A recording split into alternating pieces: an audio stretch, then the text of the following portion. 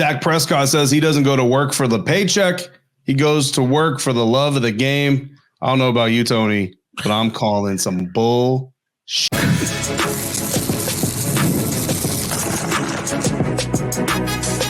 You are Locked On NFL, your daily NFL podcast. Part of the Locked On Podcast Network, your team every day.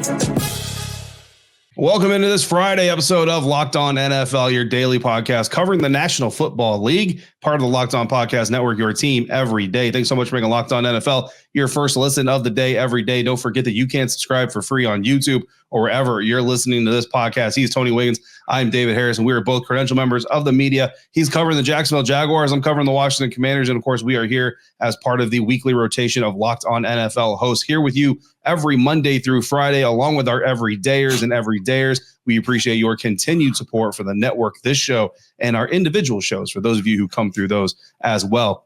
On today's episode, we are going to make some NFC division predictions. We're going to talk about first-round quarterbacks that may or may not legitimately be involved in some roster competition, some depth chart competitions as we move through the OTA periods here in the 2024 NFL season. But we got to start, Tony. Listen, I love the Locked On Podcast Network. You love the Locked On Podcast Network. Me too. Yeah. You love hosting Locked On Jags. Yeah. I love hosting Locked On Commanders. Tony Wiggins, would you do this job for free? No. I kind of did. Neither would I. Hey, I kind of did actually, but no, I'm just joking.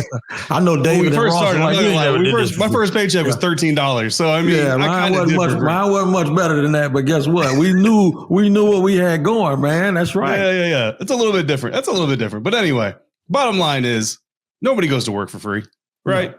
Even if you love your job, you don't go to work for free. Dak Prescott said, "I don't play for money." That is a quote.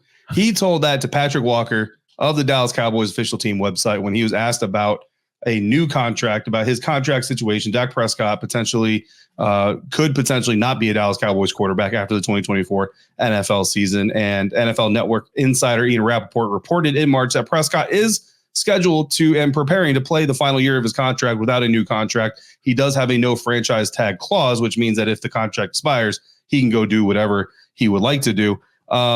Jared Goff recently signed a 4-year, $212 million extension. Listen, here is what Dak Prescott said specifically. Quote, "I have never cared for it." Money, that is. "To be honest with you, yeah, I would give it up just to play this game." End quote. And I want to make sure I read that because we are not taking this out of context, ladies and gentlemen. Dak Prescott just said he would play NFL football for free if he had to. Wig, I'm going to let you take first crack at this, man. What do you think about Dak? He bumped his head. That's what he did before he did that interview. I think he turned the corner and something was there and he hit his head because he came in and actually started saying, "Oh, look, you can be overly nice. You can be overly helpful." And I'm sure the NFLPA and his agent is like, "Hey, man, you're being overly helpful." Because if Jerry Jones could sign him for $40 million, a 3-year, $120 million extension, he'd do it. And now if he comes to offer you that money, say, "I thought you weren't playing for money." What are you talking about? Yep. You mean it's all relative? Well, help the team, bro. Help the team. Come on. You know what I'm saying? This is why you don't do that. It's not, I can believe that he plays the game for the love of the game, but wants to get paid for it, right? Because David, I don't know if you know, it's breaking news now because everybody gets paid to play. You can't play the game for free, even if you wanted to, from a liability standpoint. You just aren't allowed to do it. You got to get paid. It's a part of this whole thing. So ain't no use in being overly nice and overly helpful and all super, super extra humble and trying to say all of these right things when the people that you're saying that to and the people that are here will go, "Okay, let's call you bluff then. 40 million. Yep. Will you take it? Instead of the 50 something that everybody else is getting or the 59 you're getting this year, go ahead and do a contract extension then. Let's do it right now. I'll give you $150 million over the next 5 years. Will you take it?" The answer is no, because there's a way to do business. And that's why when it comes to money and contracts, you hire somebody else to do that for you. So you don't have to make dumb statements like the one that he made. Yep. And you know what? And I'll tell you, and further in that interview, Dak Prescott goes on to say, "I let the business side take care of the business side. There's people who that's their job to take care of that. I focus on what I got to focus on." That's the right thing to say, man. That's right. The right thing to say is, listen, the contract will work itself out. The money will work itself out. I got agents for that. I don't need to worry about that. They got a GM for that. Coach don't got to worry about that. We just get to worry about football. That's what we're going to do. That's what I love to do. I'm going to do that. The rest of it will figure itself out. But when you are getting paid $40 million on average on your current contract, you are the 11th highest paid quarterback in the National Football League. You don't get to say that you don't, not even that you don't care about the money, that you should take it an extra step and say, I don't even like it. This man said, I don't even like the money. Bro, listen, there are so many, like being serious about this, there are so many charities and causes that would take your money. I sent out a tweet and I said, I got a Cash App that will hold everything he doesn't want. I do. Yeah. There's no way Dak Prescott's going to Cash App me his money.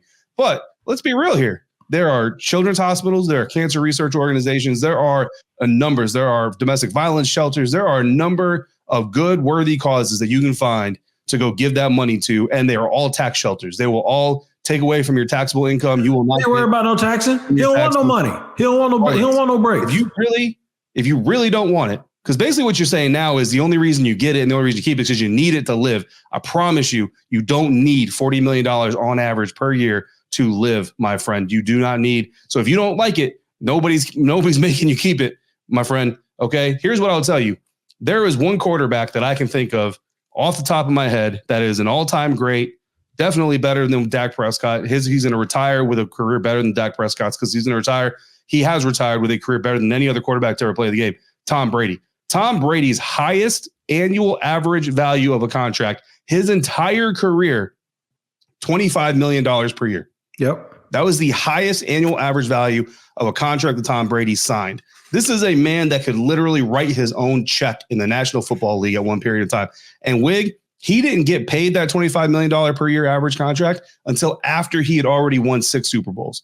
Now, Tom Brady will not tell you he does not care about the money because Tom Brady will tell you about the wristwatch that he wears that costs 6 figures, okay, that he dreamt of buying for himself since he was a child. And the moment he was able to afford it, he did it and he loved every minute of it. And it was a dream come true. So that man will tell you that. But that man also understands that in order to build successful NFL teams, one guy can't take all of the money. So when you're Dak Prescott taking almost twice the amount of money right now with not one Super Bowl ring than Tom Brady ever took on any contract his entire career, bro, you do not get to sit here and try to sell people that you do not like the money. Again, you can say, I'm not worried about it. I got people to handle that business. And honestly, I kind of want to talk to the team media at Wig because this wasn't ESPN. This wasn't The Athletic. This is DallasCowboys.com. How are you Marcus Mosher here, right? How are you going to print that about your guy? Gee. How are you going to print that about your guy? I mean, somebody, and the reaction from the public is brutal. Someone in that Cowboys media team. That favors them. For them to do that, if I'm Jerry, I say print it. Print it. You know what? You're right. This is exactly what he wanted. This is what he said. Remember, those team media people, I said Marcus Mosher because I thought you were talking about bringing in Locked On Cowboys to talk about it. But no, the team media, they work for the team. Anything that is favorable for the team, they're going to put it out there. And hey, man, we appreciate you look at you being all nice. So it's not really the fact that he said it. If that's the way he truly feels, it's not that he said his truth. It's just that there's some things that's a need to know basis, and you don't need to put that out there because it's going to create a whole, because the first thing people are going to do, I'm not even sure this happened already, but folks will say, oh, really? So and that's the case. We've been struggling with salary cap for the last 2 years. We could have used your help then. This is why you open your door to that stuff. Yeah. I mean, look, CeeDee Lamb is in a contract, situation with the Dallas Cowboys right now. So if Dak really means that, then they can throw a whole lot of money at CeeDee Lamb and keep him and give Dak Prescott a pay cut next year. Because there you go. He's not in it for the money. He's not in it for the money. Anyway, I don't want the money. Interesting things going on. I would be very interested to know what Marcus Mosher, Locked On Cowboys, has to say about this. So hopefully check out Locked On Cowboys. If not, maybe Monday, Marcus Mosher will be on with Kevin Ostreicher of Locked On Ravens for Monday's episode of Locked On NFL. But we are going to get into some other quarterback conversations, first-round rookies who may or may not be legitimately embroiled in quarterback competitions, coming up next on today's episode of Locked On NFL, part of the Locked On Podcast Network, your team every day. Passion, drive, and patience. The formula for winning championships is also what keeps your ride or die alive. eBay Motors has everything you need to maintain your vehicle and level it up to peak performance. Superchargers, roof racks, exhaust kits, LED headlights, and more. Whether you're into speed, power, or style, eBay Motors has you covered. With over 122 million parts for your number one ride or die, you'll always find exactly what you're looking for. And with eBay Guaranteed Fit, your part is guaranteed to fit your ride every time, or your money back. Because with eBay Motors, you're burning rubber, not cash. With all the parts you need and the prices you want, it's easy to make your car the MVP and bring home huge wins. Keep your ride or die alive at ebaymotors.com. Eligible items only. Exclusions apply. eBay Guaranteed Fit only available to U.S. customers. Thanks again for making Locked On NFL your first listen, your first view today and every day, everydayers. Thanks for coming through. Make sure you come back on Monday. Kevin Ostreicher. I don't know if it's going to be Dak Prescott, but he's going to have something to talk about with Locked On NFL on Monday. In the meantime, make sure you're also checking out Locked On Sports Today, a free 24/7 sports streaming channel programmed for you every day to bring you the biggest stories without all the screaming. Although this is where segment, we kind of got to a little bit of that point. But look, some stories just deserve it, okay?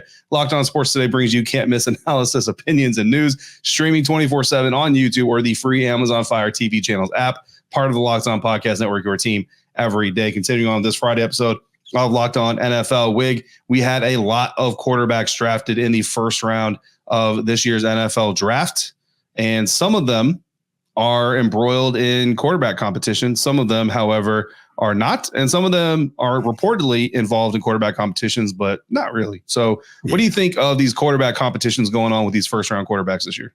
All right, I'm not going to start at the top. I'll start at the most obvious. Michael Penix ain't going to play. Unless Kirk Cousins get hurt, Michael Penix ain't going to play this year. And if he does, he better win a Super Bowl, because if he doesn't, they're going to talk about all that money they gave Kirk Cousins, okay? So we'll go with that. Kirk cares about his money. That's right. He wants his bread, right? I'll leave the Commanders up to you because you cover them and you know more every day. That's like me telling Emeril Lagasse how to cook, right? But I will tell you this. Caleb is going to play, period. End of discussion. He is going to play. There are no fake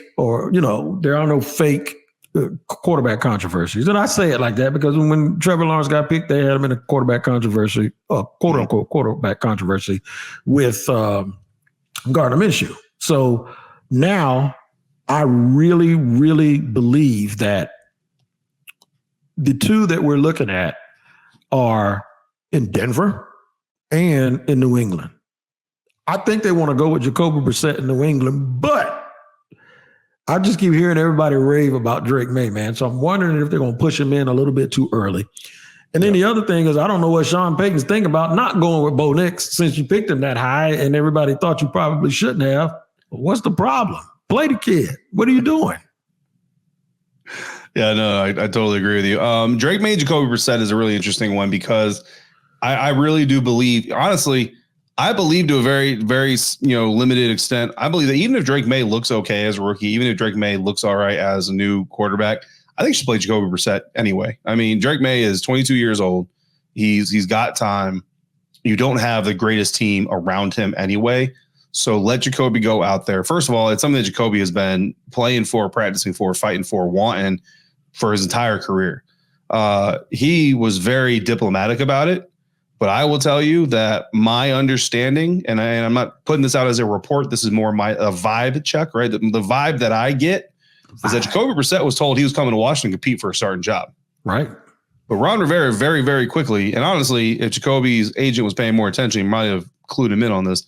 But Ron Rivera was like 5 days after the end of the Commander season that year, 2021 season, basically crowned Sam Howell the future starter of the team. Right, I remember. So when Jacoby came in, I got the feeling he thought he was competing for a job.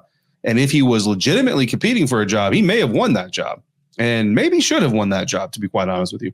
So I think Jacoby absolutely wants to be a starter in the NFL. I think he has the capability to be, could he be one of the top 32 quarterbacks in the league? Sure. I think he possibly could. I don't know if the Patriots have the weapons to support him, but honestly, I think it would be a very smart move for New England to go ahead and start Jacoby for a year, let Drake learn in the shadows, behind closed doors, all that stuff, come back next year with a better team around him and put him in there 2025 and give Jacoby his year, to go out there and just be the guy. So, so that's my take on that. Atlanta, like you said, that's a done deal. Bo Nix in Denver, bro. If your first round quarterback loses a job to Jarrett Stidham, right, you might want to just fire everybody, to be quite honest with you. Absolutely. That would be bad. That would be very, very bad. And then JJ McCarthy in Minnesota. The only reason I see Sam Darnold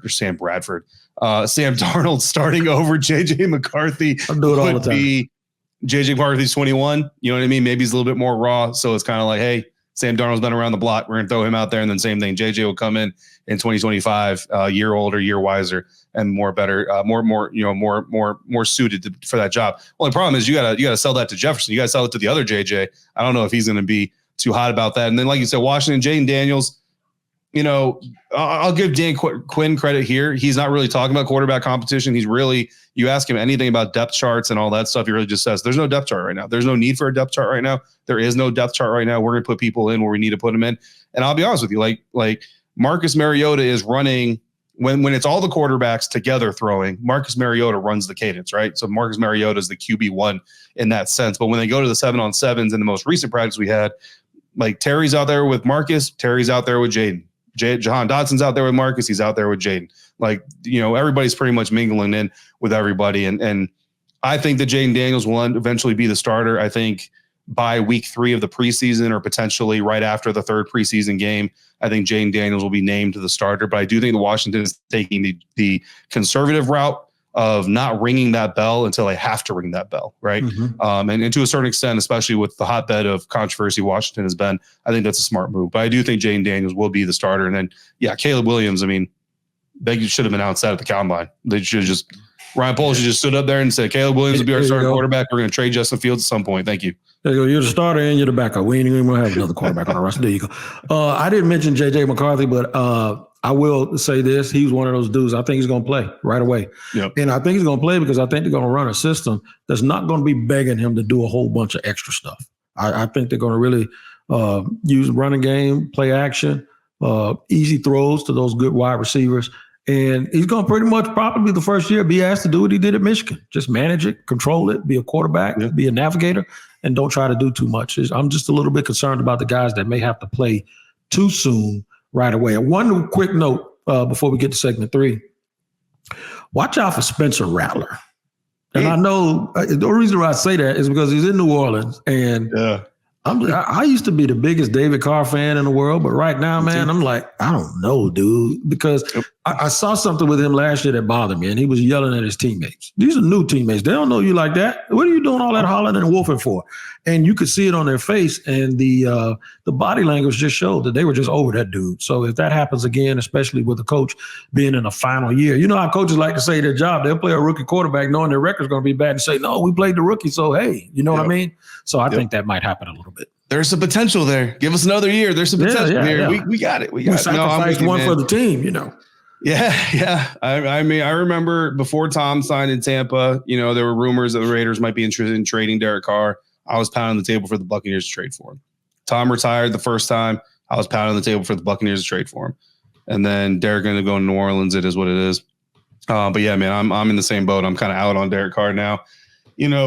Spencer Rattler is an interesting case study. But yeah, man, I mean, if Derek's not the answer, you might as well find out if Spencer is the answer. And if he's not the answer either, then hey, good news is you can go draft yourself Carson Beck out of Georgia with the number 1 overall pick next year. But before we get to next year's NFL draft, we got to get through the coming season, and we're going to tell you who's going to win each NFC division coming up next on today's episode of Locked On NFL, part of the Locked On Podcast Network, your team every day. If you're like me, man, if you are like me and you really, really need all of your investment portfolios and financial information in one place, I used to have it all scattered all over the place.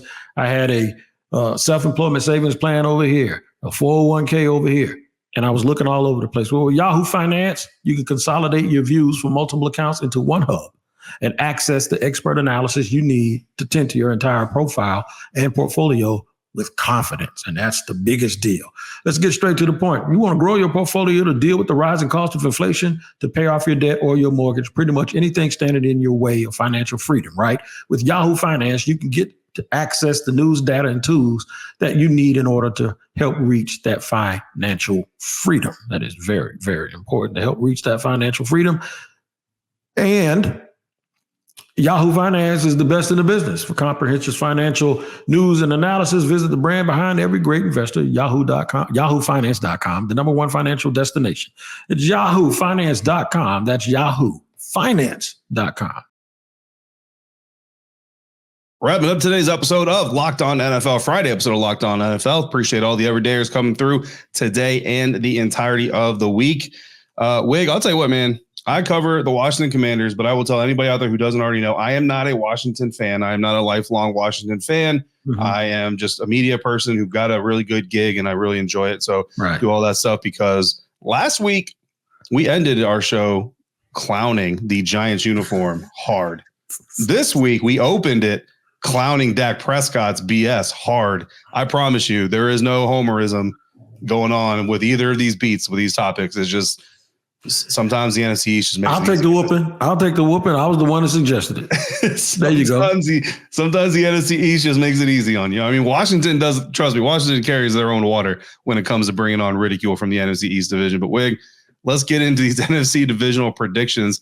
Let's start there, man. Let's start with the NFC East. You know, some people predict Washington to be the most likely worst to first candidate. I don't know if you're in that boat. You think the Eagles bounce back?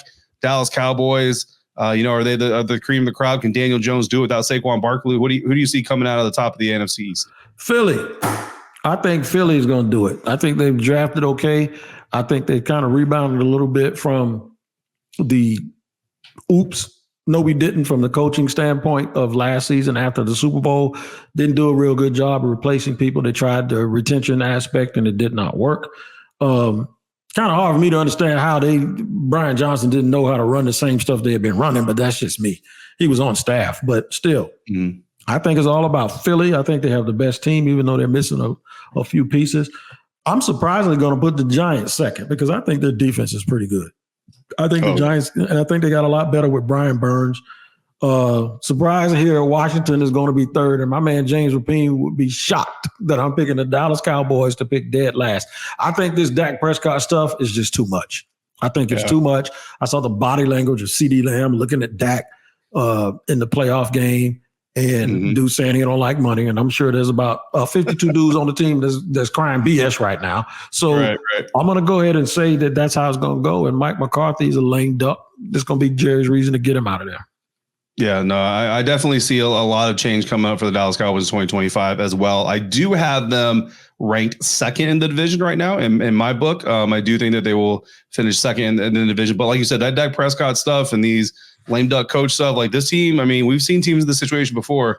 Like this thing could get ugly real fast, especially if they come out the gate slow. This could get real ugly real fast. Philadelphia Eagles, I'll tell you why they're going to bounce back and win this division, because I do agree with you, Wig. I think the Eagles are going to win the division this year. I will tell you why, because the biggest problem this team had last year was with their head coach. They have a head coach who is really good at interviews. He's really good at interacting with fans, and that is about it. Nick Sirianni is about as lack of leadership head coach as there is in the NFL today. And the problem the Eagles had last year is when their coordinators needed a leader to help get them out of the weeds, they didn't have one. Yeah. So they hired Vic Fangio, who is not going to need Nick Sirianni's help. They hired Kellen don't even come over here. Stay over there. I got it. Right, yeah. Vic don't even want you in the room. Like, you're not even invited to the meeting, bro. Kellen Moore, I don't believe will need Nick Sirianni's help. He's got a pretty good track record himself. That is why the Eagles will get better, and then people will talk about Nick Sirianni in a way that he doesn't deserve to be spoken about. But that's another story altogether. New York Giants, their defense is legit. Wig, I do agree with you. That is a very scary defense, especially with Brian Burns, Dexter Lawrence, Kayvon Thibodeau. If he takes another step, I mean, that is brutal. But I think the problem with the New York Giants is they're not going to put up any points. They don't have Saquon anymore. You know, I like Malik Neighbors, but he can't do it by himself, and Daniel Jones isn't going to help him out. So I've got the Giants last. I had the Giants last year as well. The Commanders broke my heart. So hopefully they don't hurt me this year. But I got the Commanders third. I don't have them as worst to first candidates, but I am going to put them in third. If the Cowboys collapse happens, however, the Commanders get the Cowboys twice in the last 9 weeks of the season. So if the Cowboys collapse happens, the Commanders could get the Cowboys at the perfect time, and they might steal 2 games from them. In that case, that could launch the Commanders into second place. But we both have the Eagles winning the NFC East. There's a couple divisions here, Wig, that we have kind of just locked up, right? We're both pretty much on the same page there. So let's talk about those real quick, and then let's get into the final NFC division and get to predictions there. So we'll start with the West. Of course, it's the 49ers until it isn't, but the Rams aren't far behind. I really believe I agree that they have gotten that thing. They really have a Rams way of playing, don't they? And it's with a bunch of new people. Doesn't matter who they are. We're just going to replace them. I thought they did a real good job on the defensive line, even with Aaron Donald leaving. They did a good job adding to him last year, and then they touched that up again with Jared Verse this year, along with Braden Fisk out of Florida State. So I really believe they are young, but they did get some experience in the secondary. I think the Rams are going to be very, very formidable and be a team that people don't want to play. Arizona's going to come up. They played hard last year. Did you know how you see how they played for Coach Gannon last year? They played really, really hard. Yeah. They were in a bunch of games people didn't think, and then they drafted really, really well. To me, they are the draft and develop team in the NFC, along with Detroit, for us to really, really be paying attention to. So those two teams are at the top. I'm wondering a little bit about Seattle. And the reason why is because I like the coach, I like the GM, but it is a change. It's a big change from the other regime, right? Right. So that's something that we have to watch out for also. Very, very good division from top to bottom, super, super competitive, but I still think the 49ers are the cream until they aren't. Yeah, I mean, I think with the Cardinals specifically, I think they were the best 4-win team last season. I know that's not like the greatest compliment in the world, right? But if there was a 4-win team in the NFL last year that I think is better than the 4-win team we saw, it's the Arizona Cardinals. And I think when Kyler came back, you saw a little bit more. And I think that, I've never been a big Kyler Murray guy, but I do think that they have the makings of potentially putting something together that will help make Kyler successful the way that the Dolphins did with Tua. Yep. I totally agree. And Marvin Harrison Jr. is going to help a lot. Yeah. It's going to help a lot. The North is the North, man. That's Green Bay and Detroit all day. I think the Bears are going to make some noise. The Bears are going to be that hard out team because they're going to be so explosive offensively. They already have what I think is a pretty good offensive line. It depends on what defensive additions they do with the veterans. But I believe they're going to be a hard out for a lot of people. You know, you line up and have to. We haven't seen O'Doones yet, but we know what Keenan Allen and DJ Moore are, and we know that young kid can throw the football. So I think the Bears are going to be shockingly decent and going to give some people a real, real hard time. That's why I think the Vikings are going to be the doormats of the division for at least another 2 years. Yeah, no, I agree there too. I think the black and blue division is they're going to be hard just top to bottom. But I do have the Vikings last as well. And then I think that division goes through Detroit right now. We'll see. If Jordan Love, he's surprising people. He might, if he takes another step, I mean, that could be interesting. But I still think that the Detroit Lions, as weird as that is to say, in my lifetime, the Detroit Lions own that division right now. They eat kneecaps over there, man. You know, so hey, it's what it is. Finally, the last division is going to be real short and sweet. They're awful. I can't stand it. I think Tampa shocked me last year. And you know what? Their coach, he got that thing kind of back on track a little bit. So people that thought he wasn't any good, he kind of got that back on Todd Bowles. He got that back on track. But I don't believe in New Orleans. Carolina is going to be improved. I don't believe in Dave Tepper, even though Dave Canales is very, very impressive. I will tell you that. And Atlanta, hey, man, they got all the goods now. They should be right there at the top of this division, if not winning it, because they have a veteran quarterback with a whole bunch of weapons on offense. It's just about how quickly they're able to get that thing moving with Raheem Morris and whether or not he can actually coach as well as he speaks and talks and coordinates defenses. So we'll have to see. Yeah, I think this is Tampa or Atlanta. It's one of those two teams. I think the Saints are going to take a step back. Carolina Panthers, I mean, Bryce Young, brother. Like, I hope that number one overall pick money is good. Yeah, man. But you deserve it because you're not getting anything else from the Carolina Panthers right now. So hopefully, he just stays alive at this point in time. We'll see what happens the next couple of years and see if David Tepper gives Dave Canales a little bit of wiggle room, doesn't fire him after 8 games. But yeah, I think the Saints and Panthers are at the bottom, Buccaneers and Falcons. I think I give the tip of the cap to the Buccaneers. But the Falcons, I mean, that defense was already pretty solid. That offense just needed a quarterback to tie it together. Kirk Cousins might be that guy. Yep, he absolutely might be that guy, even if it's just for a little while. I ain't never seen a dude get mad over getting $100 million. I don't care who you bring in here. You paid me. I'm going to play. Right? So we tell young kids all the time, don't worry about competition, but yet still we get mad when a 35-year-old dude gets $100 million. The money is the signal, fool, that you're going to get the ball. What are you talking about? Are you mad that they didn't? I think people are just mad that they didn't use it to get somebody else to help him. They'd have got a defensive player. They're done on offense. So, I mean, just vibe. You used that word earlier, so I'm going to use it again. Just vibe, man. Just vibe. Well, now that Kirk is in OTAs and taking snaps and throwing balls, I'm sure he feels a little bit better. But that's how we're going to wrap up this week. We got a holiday weekend coming up. But on Monday, Kevin Ostreicher, Locked On Ravens, will be back with a whole new episode of Locked On NFL. So while you're out there celebrating safely with memories of loved ones, if you have them in the military service ranks, please make sure you come back on Monday. Check out Kevin. In the meantime, also check out Locked On Jags, Locked On Commanders, and stay right here to head over to Locked On Sports Today, the first ever 24/7 live streaming sports channel on YouTube. As always, thank you for making Locked On NFL your first listen of the day, every day, everydayers. Thanks for coming through on a regular basis like you do. For Tony Wiggins, I'm David Harrison. We will see you right back here next Friday for another episode of Locked On NFL, part of the Locked On Podcast Network, your team every day.